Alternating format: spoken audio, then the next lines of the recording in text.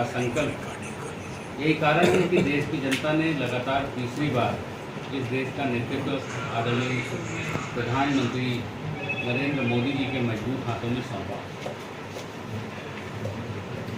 माननीय प्रधानमंत्री जी ने आत्मनिर्भर भारत का संकल्प लिया। इस दिशा में किए गए प्रयासों का ही 55 लाख करोड़ रुपया ये जनता से लूट लिया गया है।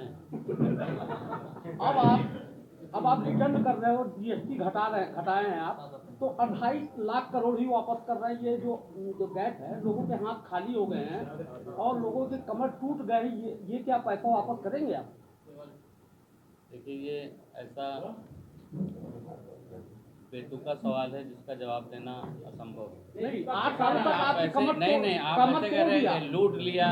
अरे यहाँ कोई लूट डकैती की बात हो रही नहीं, 8 साल तक कमर तोड़ क्या दिया। बात कर अब रहे आप उसको मनाने की बात, जब आपने लागू किया था तो आपने उसको मनाया था। आप दीपावली पर कह रहे हैं कमर तो तोड़ के रख दिया, इसके बाद परचेसिंग वो नहीं है।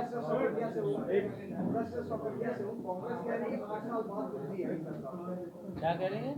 8 साल बाद सरकार ने सोचा, जो 8 साल पहले कह रहे थे उसको सरकार ने नहीं, उनके जो नेता हैं उनको चमत्कारिक बुद्धि आती रहती है। उसकी बुद्धि की सद्बुद्धि हम नहीं इस्तेमाल कर सकते। हम तो डेटा, हम काम कर रहे हैं, काम करते करते उस पर विचार कर रहे हैं और विचार करके जहाँ भी हम जनता को सुख समृद्धि दे सकते हैं उस पर कोई भी टाल मटोल किए बगैर तुरंत उसको देने का काम।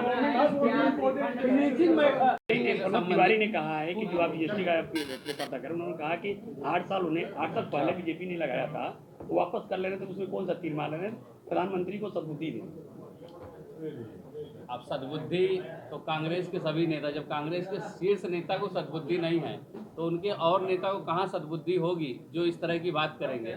ये निश्चित रूप से विपक्ष को अपने स्तर से विपक्ष की नाकामी, विपक्ष की हताशा ये साफ साफ दिखाई दे रही है और विपक्ष पूरी तरह से हताश है क्योंकि आदरणीय प्रधानमंत्री जी के नेतृत्व में भारत की तरक्की, भारत की चमक और भारत की धमक को पूरी दुनिया ने देखा है और आतंकियों को पालने वाले, तुष्टीकरण को पालने वाले, सेना के शौर्य पर प्रश्न उठाने वाले और जो देश आतंकियों को पालते थे उनको घर में घुसकर उनकी कोख में समाप्त करने का काम किया है, उनको तबाह करने का काम किया ऑपरेशन सिंदूर के बाद। Cricket match